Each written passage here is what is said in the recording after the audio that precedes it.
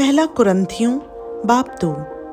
और ए भाइयों, जब मैं तुम्हारे पास आया और तुम में खुदा के भेद की मुनादी करने लगा, तो आला दर्जा की तकरीर या हिकमत के साथ नहीं आया, क्योंकि मैंने ये इरादा कर लिया था कि तुम्हारे दरमियान यीशु मसीह बल्कि मसीह मसलूब के सिवा और कुछ ना जानूंगा।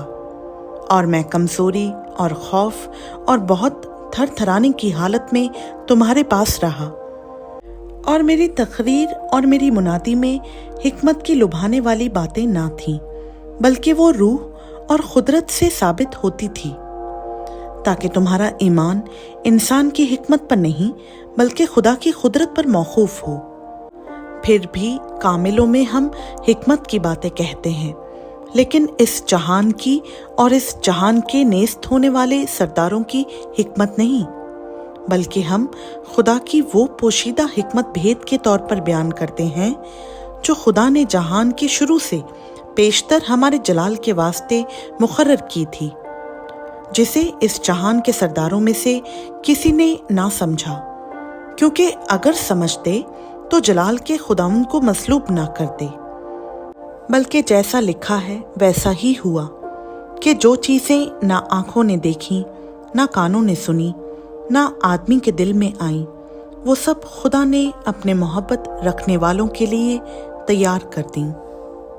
लेकिन हम पर खुदा ने उनको रूह के वसीला से जाहिर किया, क्योंकि रूह सब बातें बल्कि खुदा की तह की बातें भी दरियाफ्त कर लेता है।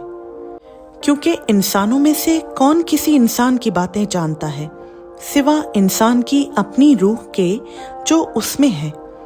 इसी तरह खुदा की रूह के सिवा कोई खुदा की बातें नहीं जानता, मगर हमने ना दुनिया की रूह बल्कि वो रूह पाया जो खुदा की तरफ से है, ताकि उन बातों को जाने जो खुदा ने हमें इनायत की हैं। और हम उन बातों को उन अल्फाज में नहीं बयान करते जो इंसानी हिकमत ने हमको सिखाए हों, बल्कि उन अल्फाज में जो रूह ने सिखाए हैं, और रूहानी बातों का रूहानी बातों से मुकाबला करते हैं। मगर नफसानी आदमी खुदा की रूह की बातें कबूल नहीं करता, क्योंकि वो उसके नज़दीक बेवकूफ़ी की बातें हैं, और ना वो उन्हें समझ सकता है, क्योंकि वो रूहानी तौर पर परखी जाती हैं। लेकिन रूहानी शख्स सब बातों को परख लेता है, मगर खुद किसी से परखा नहीं जाता।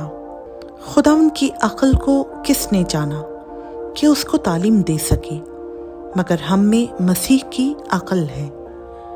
खुदावंद का पाक कलाम का पढ़ा, सुना, समझा और कबूल किया जाना हम सबों के लिए बाइस से बरकत हो। आमीन।